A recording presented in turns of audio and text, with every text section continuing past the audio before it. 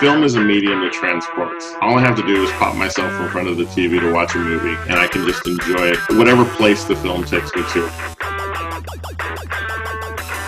Movies have always been an escape. It gives you a whole new world to be in. I have a rekindled love affair with movies.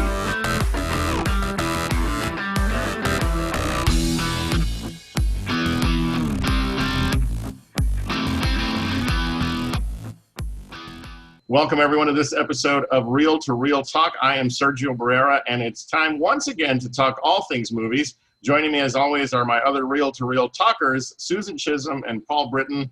Susan, Paul, welcome. We get to spin the wheel tonight. Wheel. On the wheel. We get to spin the wheel tonight, and I'm excited about that. Yeah. I'm excited too. It's been a blast. It is time once again for those of you who have been watching with us for quite a while now. And oh, by the way, guys, it is episode number 40 of Reel to Reel Talk, by the way. Yeah, no kidding. We have, on past occasions a few times, done a little something we call Netflix Roulette. And it's time once again to do that here on Reel to Reel Talk. And we have our friends at Reelgood.com to thank, because they have this cool little app that Susan found. So, Susan, for those who haven't heard about it, tell them a little bit about Reelgood. So, Reelgood.com is a wonderful resource for anything you need to find movies-wise. If you are, it's kind of like, well, it tells a lot about the movies, but it also tells specifically where you can find it streaming. If you're like, oh man, I want to watch a movie and I want to watch this one, and I don't know where to find it. It'll say, hey, you type it into Reelgood.com and it says you can find it on Netflix, or you can find it on Stars with your Stars subscription, or hey, I don't really know what I want to watch, so they have a roulette wheel, which is basically what this is what we've done. So you just say, okay, I have Netflix, and you decide what kind of movie you want to watch, and you spin the wheel, and off it goes. So you don't even need to do that. You could just be. You don't even need to do that. You could just be like, give me anything. I don't care. And I'll just give you anything. Anything. And you can change the ratings. Like, okay, I only want a movie that's rated 9 or higher. If you're picky and you want good movies, what's fun about that? Unlike me. No. Well, and that's the thing is it's a fantastic tool, and one that we fell in love with several months ago, as we actually probably longer than that. And it's really given us some interesting results. So if you go back and check us out on our social media and on our audio podcasts that you can find on Podbean, Spotify, and other places where you get your podcasts, you can catch what our last episodes of Netflix Roulette have looked like. This is our first time doing it here on YouTube, so thank you for joining us. Make sure you hit that subscribe button and also click on the notification bell so you know when our episodes land. And we're going to have some fun, because the category that was chosen for this round of Netflix Roulette was crime. And I'm hoping that your selections were as interesting as mine was. Yes. Oh, cheesy. Yes. All right. Well, we're going to go ahead and jump right in, because, Paul, I can't wait to find out what you found or were assigned by the wheel from Reelgood. So tell us about your movie and how it went. So we spun it at the end of our last episode, and I told you guys that I got something that I had wanted to see, and I want to give a little more color behind that. And I first heard about this movie after a conversation we had about Aubrey Plaza, and I just was like, I need to go find stuff that Aubrey Plaza is in, and there was this movie that I randomly got, and it's called An Evening with Beverly Luff Lynn. And it turns out it's a crime movie, because it showed up on my Netflix Roulette for this. And it's the first movie I've ever heard of that is actually like a vehicle specifically for Aubrey Plaza. But it doesn't just stop there. It goes and brings in Jermaine Clement the Flight of the Conchords. Yep. It also has Emil Hirsch, who was Speed in the Speed Racer movies with the Wachowskis, and it also has Craig Robinson playing the enigmatic Beverly LaFlynn. And Craig Robinson is a bit of a comedic character actor. He was in Hot Tub Time Machine. He was in Zack and Mary Make a Porno. He pops up from time to time, and he's fantastic, and he's always fun and funny in the stuff that he does. But the key feature here is Aubrey Plaza. So when I saw that Aubrey Plaza was in a movie, and I read the description of what An Evening with Beverly LaFlynn's about when I first saw it, my first thought was, this is going to be perfect for a what the hell did I just watch? And then to have it pop up on the wheel, I was so excited. And it absolutely did not disappoint, and it absolutely could have been a what the hell did I just watch? It's just, with Jermaine Clement, and do you guys know the Flight of the Conchords? Oh yeah. In fact, I introduced Susan to Flight of the Conchords. Yes. Yeah, I was gonna say Okay. I learned about him from him. So. Okay, cool. So you're aware. So and Emil Hirsch is just fantastic in this. I'm not really super familiar with his work, but he plays. So Aubrey Plaza is a character, Lulu Danger, and her husband is Shane Danger. And what happens is Aubrey doesn't really care much for her husband. Her husband doesn't like the fact that her brother is mildly, infinitesimally more successful than he is. And so he comes up with a plot with a few of his employees. He manages a chicken restaurant. He comes up with the plot to rob her brother. Yeah. And so he comes up with this asinine plot to rob her brother. They go in disguised with only wigs. Just idiots, just idiots doing a crime. And obviously the brother recognizes, that this is my brother-in-law robbing me. And so he then tries to get the money back by hiring somebody to get them to go to his house and get the money back. But Aubrey seduces Aubrey Plaza seduces the guy who he sends to get the money back to say, hey, how about when I take the money and go do something else? And there's something else that she wants to do is go to this hotel where her high school sweetheart, Beverly, now going by Beverly LaFlynn, is appearing in a strange and show that we don't really know anything about, and other than that it is a magical experience to spend the evening with Beverly LaFlynn. And I'm telling you guys, it's just an absolute treasure. It's okay. I do want to say it's not for everybody. Okay. So if you don't like dry deadpan humor, you're probably not going to be too into this, because that's all Aubrey Plaza is just 100% deadpan, 100% no emotion, just doing Aubrey Plaza things like looking at people when they say stupid stuff and reacting to people by not reacting to people. And Jermaine Clement is just awesome in making thing odd and uncomfortable at all times. And Craig Robinson is just being Craig Robinson. It's just, I loved it. It was fantastic.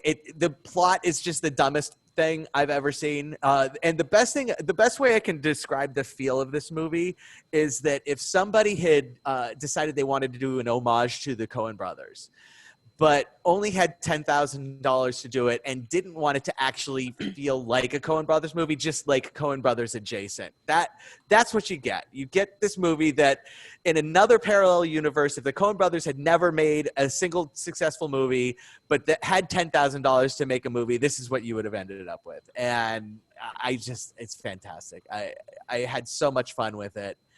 It just made me smile the entire time at this stupidity. It was great. It's funny because I'm listening to you and I'm hearing descriptions and phrases that you usually use to pan movies, but you're then, talking about how much you loved it. It makes me completely curious to want to see this movie. Well, yeah, because sometimes movies are dumb, and it's like, this shouldn't be dumb. But sometimes movies are dumb, and it's like, yes, this is dumb, and it's great. If they had put any amount of effort in developing, like a heist type of plot, no, it wouldn't have worked, because it would have been too much, like too much effort. I feel like if you had been on the set, it would have just been a whole bunch of people trying not to laugh while making each other laugh, but them all keeping in character, keeping deadpan, straight face, just constantly, just like inside dying, but on the outside just maybe like I would have been a mess. Because I would have been laughing the entire time, because it's the number one thing that kills me is deadpan, and they do it amazingly, and it's so good. Yeah, and based on what you're describing, this is literally the cast for that, because Aubrey Plaza, like you said, that's her shtick. Jermaine Clement. I mean, every single one of those folks will pull this kind of film off. So here on Reel to Reel Talk, we have a 5 taco rating system that we can give to movies. And if we like it more than 5 tacos, we can add a bit of guac. So Paul, based on our system, how would you rate An Evening with Beverly Loughlin?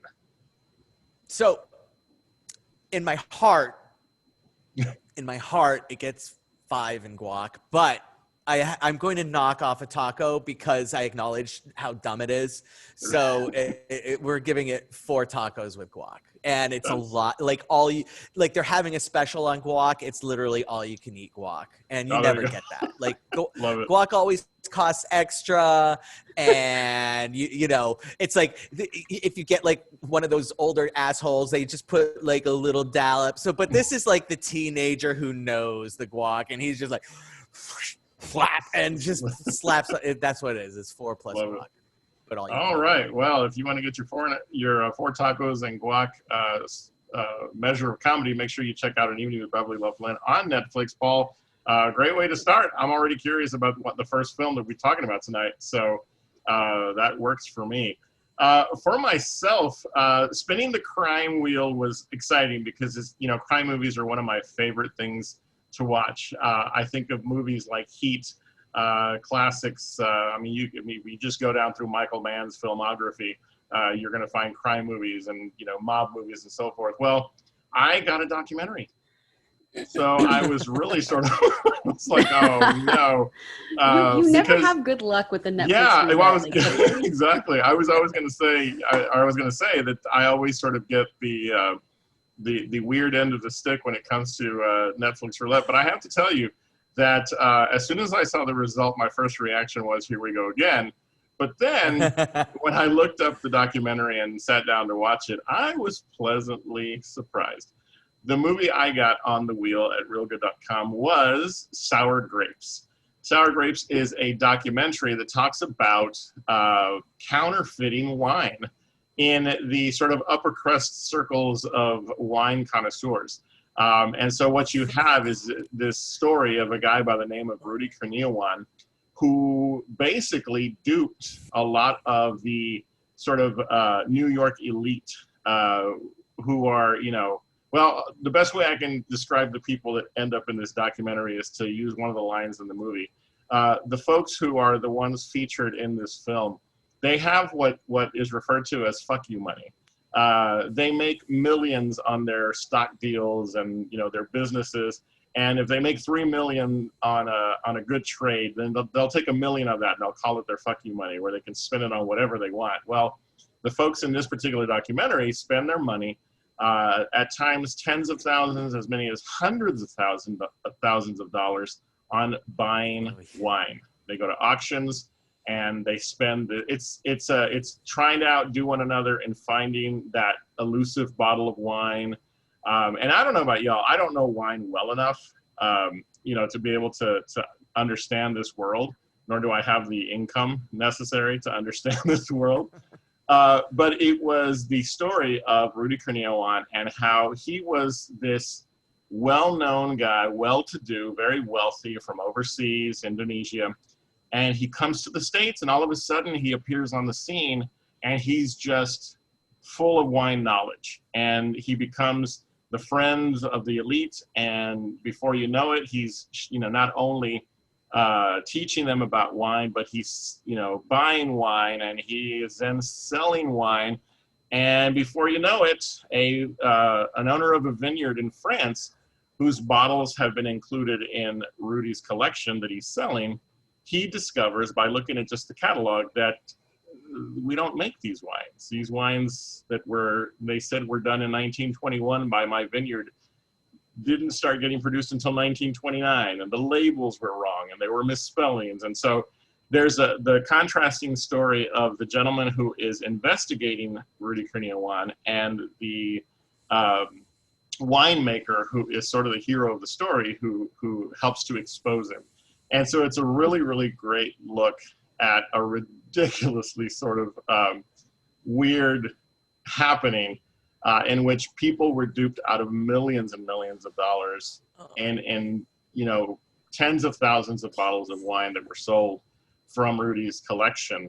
And it was just, I sat there, it's a quick 85 minutes, totally worth it, because you see people just convinced. There's a guy in the movie who's convinced, no, Rudy would never do that. He's incapable of being dishonest.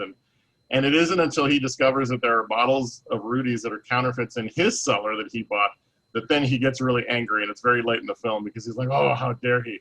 And so it was just a glimpse into a world that I'll never know. And as much as as much as crime documentaries should make you feel like, oh, this is horrible, how can this possibly be? How dare he? There is part of it that's like, yeah, that's what you get. And so it was a very interesting documentary. I want to say, like, you mentioned that the hero of the story as the person who was discovering. I'm sorry, Rudy is the hero of this story. Like, if you could get people with fuck you money to hand over their money for stupid shit, more power to you, sir. More power to you. Good on you. That shouldn't even be a crime. At some point, if you get people to willingly give you money, regardless of what you're selling them, based on how much money they have, it ceases to be a crime, and they're just that is the price that they pay. Well, that's it. Like that's the Darwinism that they deserve. That is the Darwinism that they deserve for bilking people. Interestingly enough, you sound very much like Rudy's attorneys, who were unsuccessful in their defense, but their case was he wasn't counterfeiting, he was reconditioning the wine. So he was selling these bottles and with his own new and improved formula, because Rudy discovered that Paul, for example, loved this vintage. And so he was able to combine these wines and these wines because he's so knowledgeable. And so he wasn't selling counterfeit wine, he was selling reconditioned wine. The judge didn't buy it. And so it was very interesting. Neither do I. See, that's not even the argument I'm going for. I am going for these people deserve to be parted with their money argument. I'm going with the P.T. Barnum argument.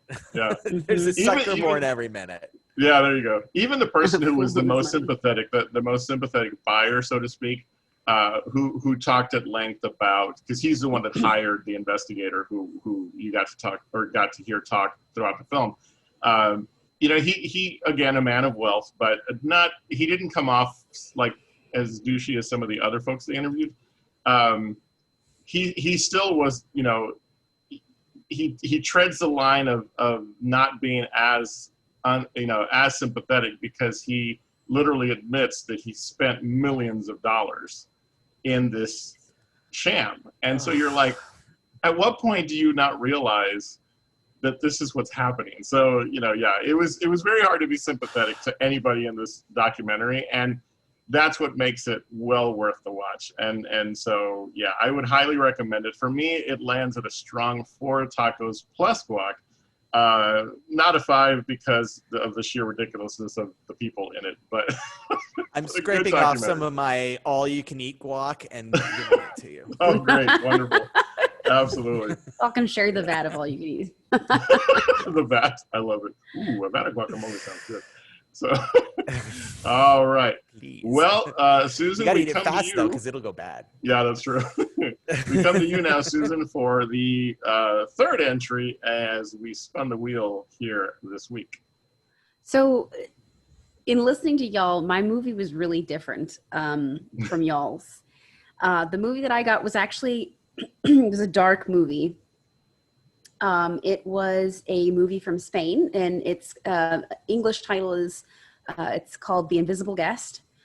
In Spanish, it's called Contratiempo, which just means setback. So the entire premise behind this movie, and it's rough, like just say. So a man wakes up in a hotel room, and it's locked from the inside. He's got a conch in his head where he's been knocked unconscious, or so it seems. And then his the woman that he's having an affair with is dead on the bathroom floor. And so the police have to break down the door and get in and everything like that. And then so that is the start of the movie. And it does that thing where you hate it, that you hate, or do what you said, like where it starts and then it says a couple days before, or, whatever. They go back to how we came to be in this place. And, you learn the story of this man who is a rich guy, a hot shot. He's having an affair with a woman who's also having an affair. And so they have a car accident, and in the car accident, they're both not in the place where they said they were. So they had a car accident, and the other person and the occupant in the other car was killed. And so instead of like, hey, let's call the police, explain what was going on to cover their own asses, basically, they made this huge story and covered everything up. He took the car and went and dunked it in a lake, and she was stuck with their car that they were in didn't run. And this friendly gentleman there in the countryside of Spain comes and says, hey, I used to work in the plant for this kind of car. Let me take it to the house and we can fix it. And all the while you're like, this movie made me go in 3 different directions. The first time because it goes through the story a couple of different times, it tells different details. As you pick up the details, you learn. And at first I was like, the woman is evil. Oh, she's such a horrible person. Ugh. And then as we're learning more details, I'm like, oh, the guy is such a horrible person. Ugh. And then, as the story goes on, and there are moments of tension in this movie, almost thriller level, edge of your seat, where you're, for example, okay, so she, for some reason, the kid that was in the other car was texting, and she, for some reason, grabbed his phone out of the car before Adrian took it to go dunk it in the lake. And so she stuck it in her pocket for, again, whatever reason. And so they're at the house of this kid's parents while his dad's fixing the car, and mom gets a phone call and says, hey, we haven't seen your son. Where's Daniel? What's going on? And she's like, no, he left he got home from work, he changed clothes, and he left hours ago. Well, let me just try to call his cell phone. And she's got it in her pocket, sitting across the table from this woman. Oh, geez. So it kind of works out in a weird way, but you can see both parents kind of going, something doesn't add up. So you go through the story, and he's explaining this to his defense attorney, who was hired by, he himself has an attorney who basically anytime there's a problem, he just he pays and covers up whatever mistakes or whatever, as we're listening to the story, he gets a phone call from him and says, okay, yeah, the other driver that stopped and, saw you guys, don't worry, I've paid him off, he's fine. And you get the sense that this isn't this isn't a rare occurrence because Classic fixer. yeah, exactly, he's a fixer, and so like he's in the covered police up station. murder before. Well, I mean, I don't know, but he's definitely covered up some stuff for this guy. He's probably paid Probably. And you know, like, yeah. So the movie had me like angry, and then I was like, you know, horrified, and then angry again, and you get to the end, and the end is, and I can't spoil it. You guys have to watch this movie. The very end,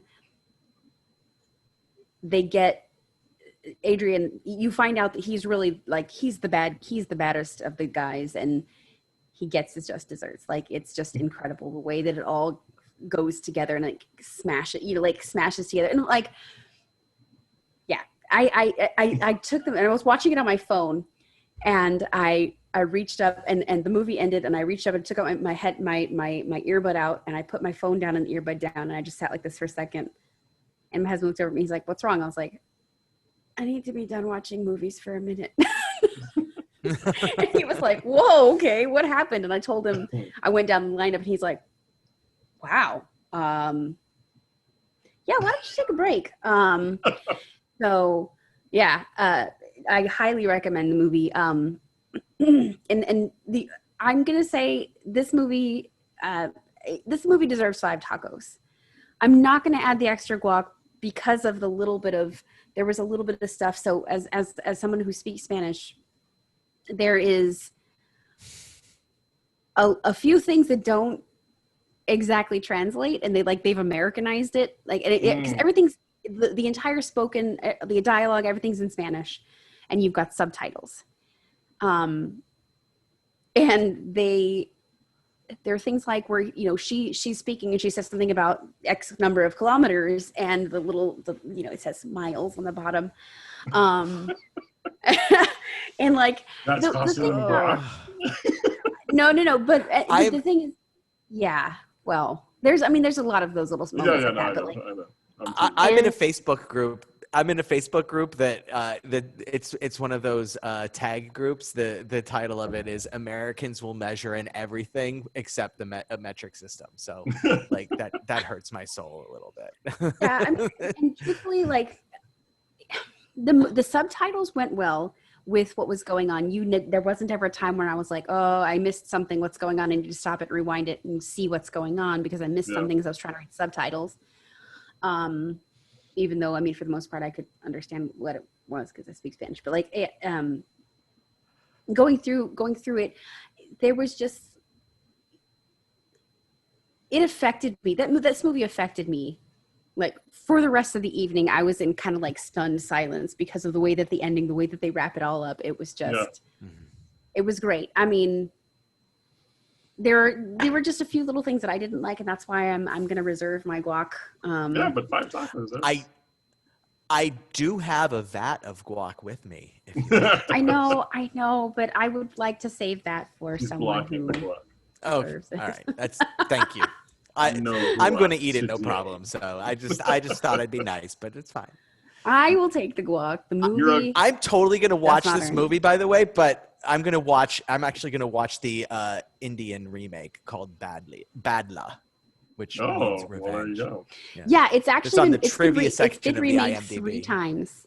It's been remade 3 times. So it's got the Spanish version, and then it's got like version 1A, which is the Spanish version with the English subtitles, and then it's got an Italian version, and then it's got the Indian version. So it's got 3 By the versions way, the version with subtitles is not a remake. I'm sorry. Like, no. That's why I being said it's like nitpicky 1A. 1A. Okay. Yeah. But so yeah, that's my movie, The Invisible Guest. Right. I'm serious. Check it out. Like, I if you're not definitely screaming at will. your phone or TV by the end of it. Especially since you were being a guac blocker. And so I'll have to check out. I could not resist that. That was too easy. Sir? So. All right. Well, and by the way, the fact that she loves this makes me look forward to next week even more. Like, foreshadowing. Hashtag. Oh yeah. Yeah. We have a very special episode coming up. I'm angry. They're all very special episodes. Yeah, they are. They really are. This is great. I think this is the first time, team, where we have all come out of Netflix Roulette pretty happy. Yes. Oh yeah. Definitely. By far. Yeah, definitely For not sure. unhappy. We've had some doozies. It might have been the first time you've come out happy at all, Sergio, quite frankly. Yeah. This is Yeah, true. I know. This is very true. You have been Netflix Oh. Roulette Netflix Roulette has birthed realgood.com/roulette has birthed yeah. at least two firsts that I can think of in Real to Real Talk history, being that you gave one movie 0 tacos. That's true. That is true. You gave And that the movie comedy 0 category. tacos. Yeah, No, comedy. yeah. Quotations. Yeah. So Yeah. Well, The comedy category where Sergio had a movie that wasn't funny at all. oh, at all. At all. Not only were was the guac left behind, but the tacos were left behind. So, all right. Well, we want to say that was like when somebody like you order it off of like DoorDash and somebody takes it off of your porch. That's bad. wow. Yeah, that's pretty bad. It's negative tacos because you. It's paid one for that thing to shit and take you did not Amazon. get it. It's a whole other. It's one thing to take Amazon. It's a whole other thing to take DoorDash. That's my food. Come on. Yeah, no kidding. No joke. All right. Well, we want to say thank you once again to our friends at Reelgood. Make sure you check them out. Reelgood.com. You can find the Netflix Roulette tool. Plus, they have an app. Make sure you check it out. And it's a great way to find out what's out there, as Susan said. And also, if you're not sure what to watch, spin the wheel and join us in a future episode of Netflix Roulette. Let us know what you're watching and what the wheel gave you. To join us on a future episode, make sure that you subscribe and you like and you give us 5 stars and all that fun stuff. Don't forget. Indeed. Subscriptions. Absolutely. We thank you for joining us here on YouTube. Make sure to do all those things Paul just said. Also, thank you so much for checking out our social media. You can find us on Facebook at Real to Real Talk, as well as Instagram at Real to Real Talk as well. Check out what we're watching, what we're talking about, and let us know what you're thinking, because we really want to know your thoughts on what you might want us to talk about in future episodes. So check it out and say hello. All right. Well, it is time now, Paul. I love saying this. It's time for another episode of What the Hell Did I Just Watch, Paul? What the hell did you watch? Okay, so in honor of Anime August, I usurped your gimmick here a little bit. Maybe not usurped, but just kind of borrowed it, and thought I would dip my toes into, but not necessarily anime, but an offshoot of anime, which is live action Japanese films. And a friend of mine is a huge anime fan, Barbed Wire Gordon. She's on the roller derby team that I announced for, and but she loves all like Japanese culture. If it's Japanese, she loves it. She's watched it. And so my wife suggested that I should ask her for some ideas for this segment. And I was like, yeah, that'd be a great idea. And then she gave me the titles and I'm like, oh my God. Nice. These are going to be tough for me to get through. So I ended up watching a Japanese gore movie. And the title of the movie is Tokyo Gore Police. And so we'll just start by saying, gore movies are not my thing. It turns out I'm not the biggest gore movie fan. Not surprising. I knew that going in, but I wanted to take advantage of the opportunity with Anime August. So I dipped my toes into it, and it's gory, and it's a lot of blood that is just like squirted everywhere for just like a slight little cut. It's almost absurd, like the amount of blood that shows up in this movie.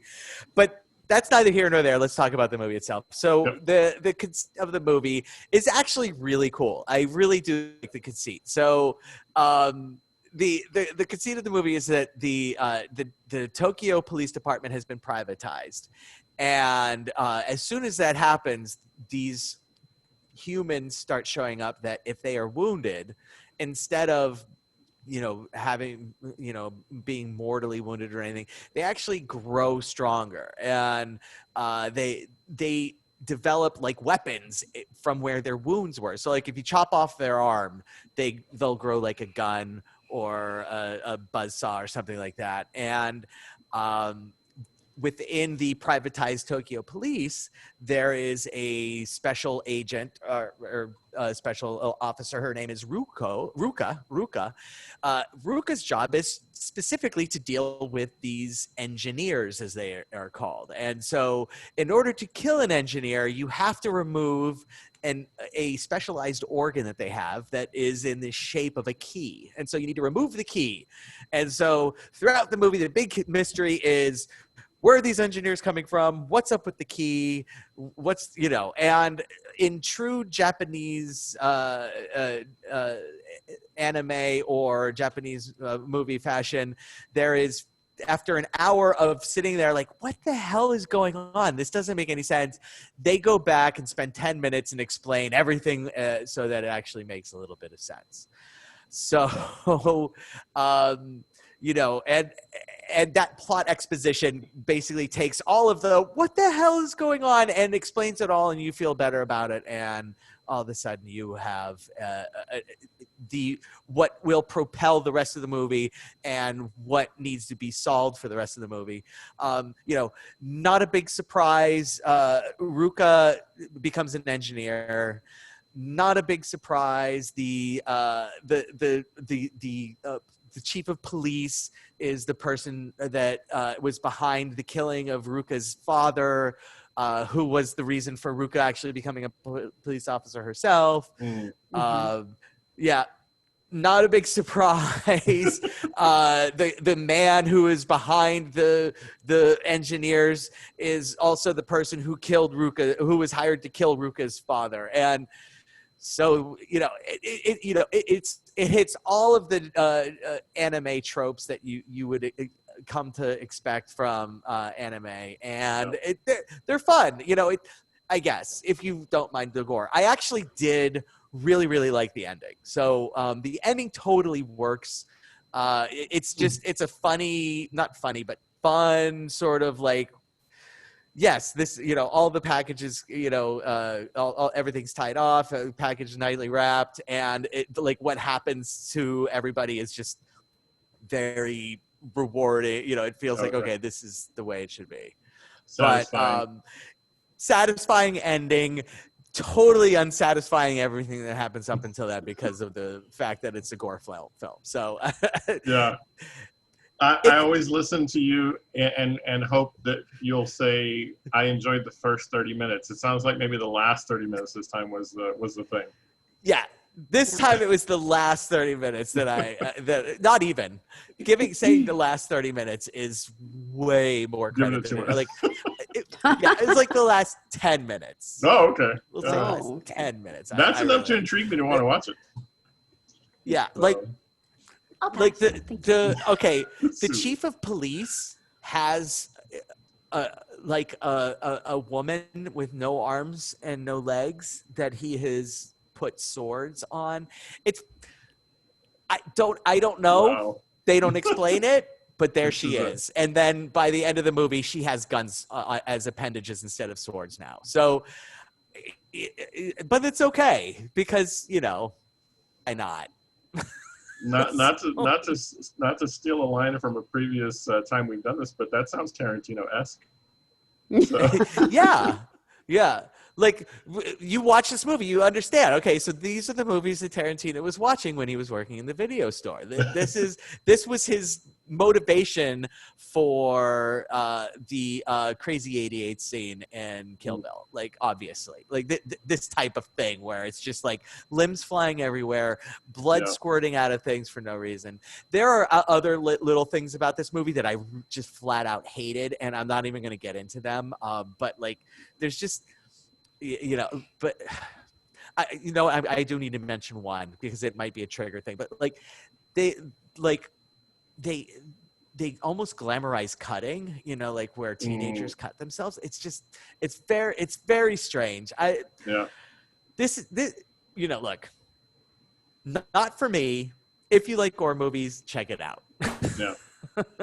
All right. Well, you always take one for the team, Paul, and we appreciate you. Sure. So, yeah, Tokyo Gore Police. Just the title alone makes me wonder whether I should spend time on it at all. And, Susan, I think you're going to pass. You said so. I'm gonna pass. Yeah. Thank you though. Hard pass. Yeah. No, Thanks for sharing. you don't have to say thank you. It's all right. Yeah. All right. Well, make sure you check out our social media because you too can find out what Paul has been sacrificing time from his life for these segments. And so make sure you check it out and maybe even give him some ideas because some of y'all are weird and you're watching weird stuff. So we'll be interested to see what you share with us because I think we've all had moments where we have said, what the hell did I just watch? So thank you, Paul, once again. Absolutely. All right, which of course brings us to this week's edition of Susan Finally Saw. Susan, you've been on this journey for quite a while. At some point, we're going to have to count episodes to figure out how many of these movies you've taken off your list. Well, the problem with that is there are times when I watch movies and I'm like, oh, I should talk about this because it's been around a minute. And they weren't on my list. This one was. Oh, well, good. Yeah. So I'm going to start by saying, don't be mad at me. Uh-oh. I'm going to start by saying that I can see where this movie, what the appeal behind this movie is. I can also say that maybe in another life, in another time in my life, it would have struck differently with me. I could see how I would have found it funny beforehand, but I didn't particularly find it funny. Mm. So and the movie I'm talking about, it is a comedy. The movie I'm talking about is Hot Fuzz. Oh. So I see your face. I see your face. Don't hate me. Don't fire me yet, please. No. So what but it was definitely like there were spots where I could be like, okay, I could see how someone would find this funny. Mm-hmm. But I honestly spent a lot of the time watching the movie going, when's it going to start being funny? And again, maybe, in a previous time in my life, if I had seen it, it would have been funny. But I just it wasn't for me. It wasn't my type of humor, I guess. Not even the super cop in a small town that came from the big city and had to take care of things like animals and stuff and instead of bad guys. Not even Bill Nighy being in it. Yeah, no kidding. Bill Nighy. Timothy Dalton in one of his amazing turns as a villain.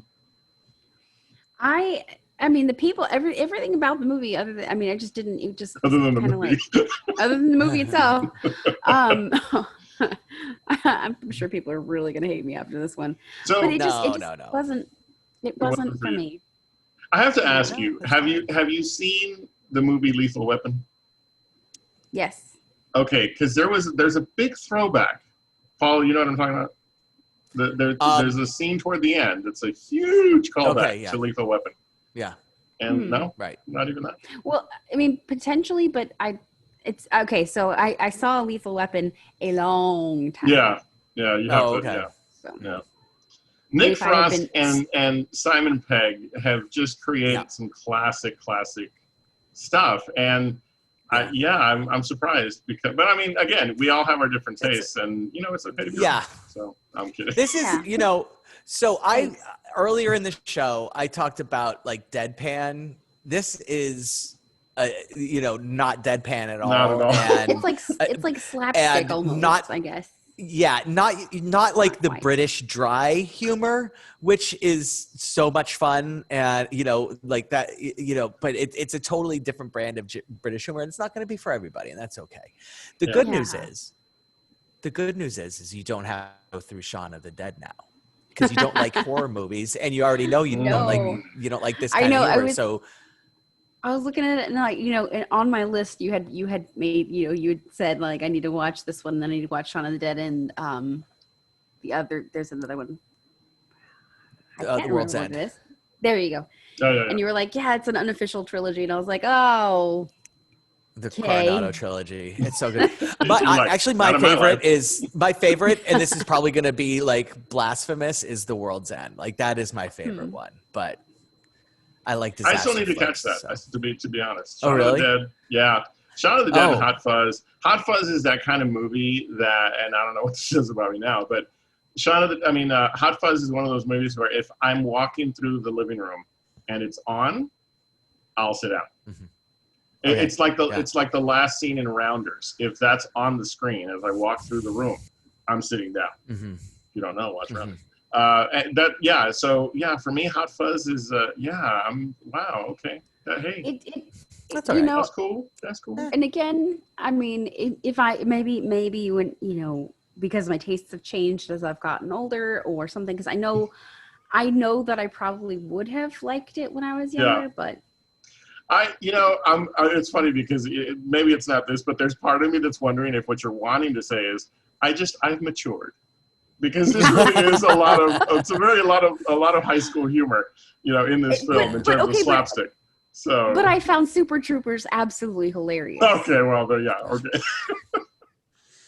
Thank you for knocking down my argument. So, trying to help you out. So, hey, maybe it just wasn't for me. Yeah, no, that's true. It just that's wasn't true. for you. Yeah, and that's okay. That's the beauty of Susan Finally Saw, is that Paul and I will often sit in anticipation of wondering what's next that you're going to see, and then we're almost always surprised or perhaps really, really thrilled at what you decided once you saw the movie. So. Well, I just keep thinking of a discussion we had about Last Action Hero, where you all were like, I hate this movie so much, and I was like, it wasn't bad. We properly your expectations were properly set for that one, though. I'm gonna maybe so. That's and that maybe what's going on with Hot Fuzz too, is that everybody, and this is I'm gonna say something. I spoke to 4 or 5 different people. And I was like, hey, have you seen the movie Hot Fuzz? What did you think of it? Just Before to or see. After. Okay. After. I didn't talk to anybody beforehand. But that's not setting expectations. No. But I had heard from other people. You're going to watch that. That's funny. And everybody I spoke to in some way or another was like, I remember it being really funny. I remember it was really hilarious. And I was like, I'm either going to have to go on the podcast and break their heart, or I'm going to have to go on the podcast and lie through my teeth. No, and I'm terrible at don't that. Do that one. Always, no. Yeah, no, I'm glad you. I know. Yeah. Because there's going to be a time when I watch a movie and you're literally going to be like, okay, how do I take her off of this Zoom call? Hey, it's been. I heard it. I actually muted one of the wrestling guys this past week, so it can be done. No, but I have to tell you, Paul, on a complete aside, you and I are second and third in the list of popularity with one of my wrestling co-hosts, George Alvarado, because of our feelings on Last Action Hero. He literally said, I can't believe you guys downed that movie. Susan's the coolest one of the 3. So I mean, he's not wrong. I love it. That movie definitely deserves to be downed, and people who have a love for it confound me to no end. I don't understand it. Like you literally had to have been like 5 when it came out and just been like, oh my gosh, it's so. Let's not revisit that. What year? Do we know what year that came out? It doesn't matter. Let's move on. We spent way too much time on Last Action Hero. Now I wonder where Last Action Hero stands against Waterworld. Just keep going. All right. Well, Susan, thank you for your thoughts on Hot Fuzz. We always look forward to your opinions on the movies that you're watching on Susan Finally Saw. So we'll look forward to the next time. Thank you. All right, so it's time for real quick reviews. Paul, you and I watched a movie this past week that do we want to do that before? Do we want to do that? August. Do you want to do that before Anime Oh, August? that's right. It's funny how I mess up my own show all the time. Let's talk about Anime August, because it's the last time that we're doing Anime August. I don't know what the spot's going to contain going forward, but we're already in September. Thank you, Paul. Yeah, I know. But no, I'm glad you pointed that out, because it's a throwback by the time this gets published. Right. But Anime We're recording August, in August, so it still yes, counts. absolutely. I still have 3 hours. So, Anime August was interesting because while anime was not ever my first choice of things to watch, I have learned a lot. And this week's movie really helped me solidify in my mind at least what my perspective is as to why anime can be effective. I discovered a movie called, not Cowboy Bebop, like I said I would. Again, Okay. I tend to be cheap, and so I don't want to pay for episodes. But I found a movie called Jinro, the Wolf Brigade. It is a very dark story, very dark anime. It's set in, as it's described in its own sort of movie descriptor, in an alternate Japan, futuristic Japan, where the government is oppressing the people. You don't really get a sense of sort of what the oppression is all about. It's just that classic trope of the government is trying to crack down on those who are trying to rebel against it.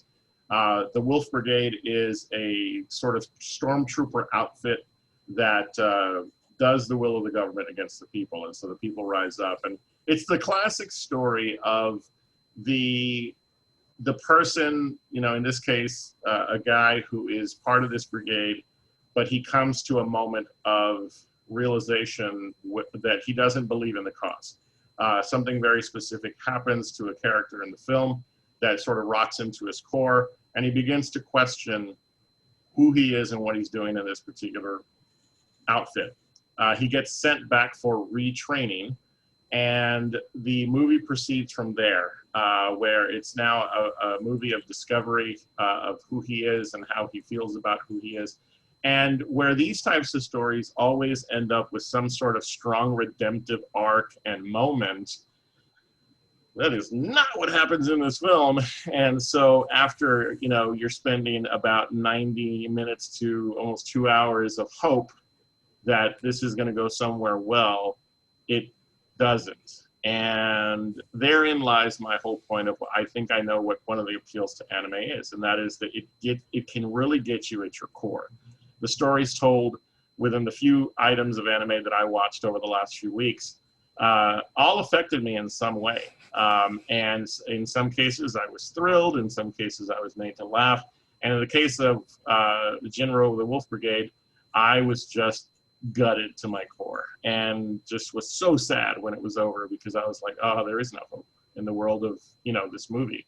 And so I feel like I have just barely scratched the surface of anime, and I think many would agree.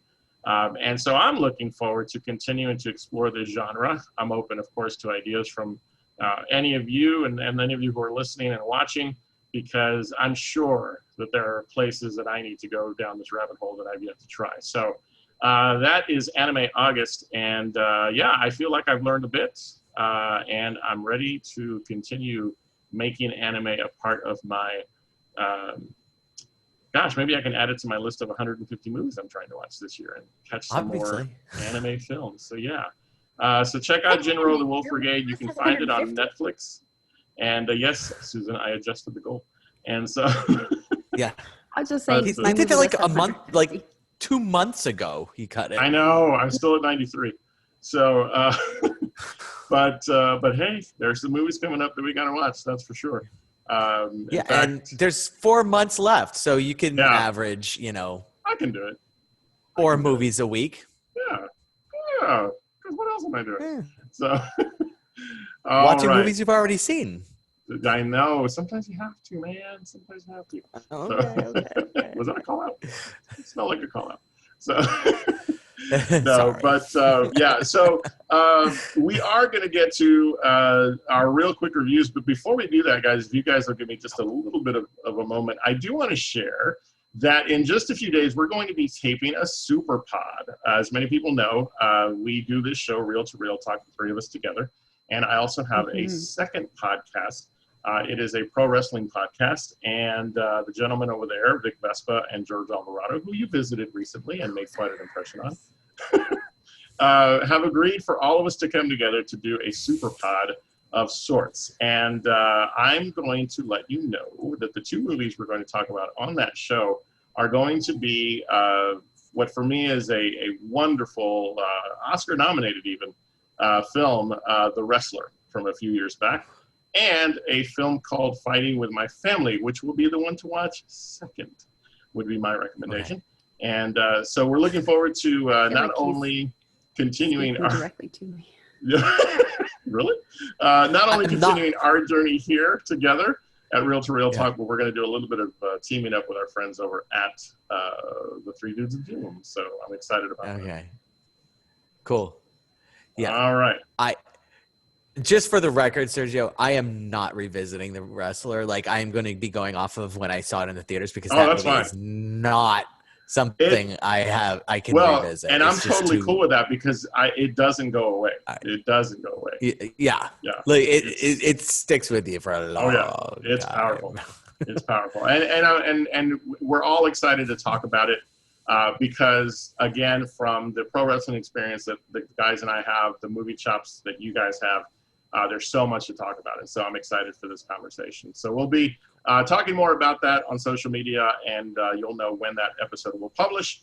And it'll be just a fun experiment, so to speak, that we'll be doing. But now it's time for real quick reviews. Paul, we saw a very interesting film, and let's get to it. What did we watch? Well, on Netflix this past week, or might have been the week before, a new movie was released called Project Power, starring Jamie Foxx and Joseph Gordon-Levitt. And I have to say, like, based on the trailer, it was like, I don't know if this is going to be very good. And then I'm watching it, and Joseph Gordon-Levitt is phenomenal in this movie. Also, big shout out to Dominique Fishback, who's also in the movie, and she is fantastic. And Jamie Foxx is good. I'm not going to say, he's just a very solid Jamie Foxx. But and the first like 3/4 of the movie totally vastly exceeded my expectations. Good. Yeah, I agree. Go ahead, Paul. It was a lot of fun. I'm sorry, that was what I was going to say. Yeah. What I was going to say was that that movie was a lot of fun. It really worked well as an action film. Joseph Gordon-Levitt continues to, And you mentioned her. Dominique Fishback, for me, is sort of the hidden treasure in this film. There's a fantastic scene where, she's asked by Jamie Foxx, what is it you want to do? And, he scoffs at her answer, and then she sets out to prove him in those next 5 minutes wrong, and does. And so it was a very, very interesting film and a great action movie. It kept me on my seat, from an action sequence standpoint. There are two things I want to say. Like, there's the bad and the good. So I'm going to start with the bad, and the bad is the last quarter of the movie. And the resolution just doesn't quite work for me. And part of what doesn't work is like they tease out what Jamie Foxx's character what his power is when he takes this pill. So you take the pill, you get 5 minutes of superpowers, or you explode if you don't have like some kind of latent thing that would enable you to take on this, superpower. So everybody's power is different based on what's latent within them. And they tease out what Jamie Foxx's is, and the execution of that just was subpar. Like they made it sound awesome, and it's very like, it does a lot of stuff, but it's like the visually it just didn't work for me at all. Also, they had the whole thing where they totally set the movie up for either Joseph Gordon-Levitt or Jamie Foxx to die towards the end. And, this, I don't think this is a huge spoiler, but it's a bit of a spoiler, but they don't. And that it just felt like a cheat to me. Yeah. And the fact that it doesn't ruin the story by knowing that talks about its lack of impact. Right. It takes away the impact. You're absolutely right on that. But the good is that it has an action sequence that is, I'm really having a hard time thinking of an action sequence that is a better action sequence that I've seen recently or perhaps ever. And there's a fight scene in like a speakeasy bar type of thing, and the focus, so it's going on, and then the focus of the scene changes to one character who is sort of like a throwaway character, but becomes the central focus of this fight scene.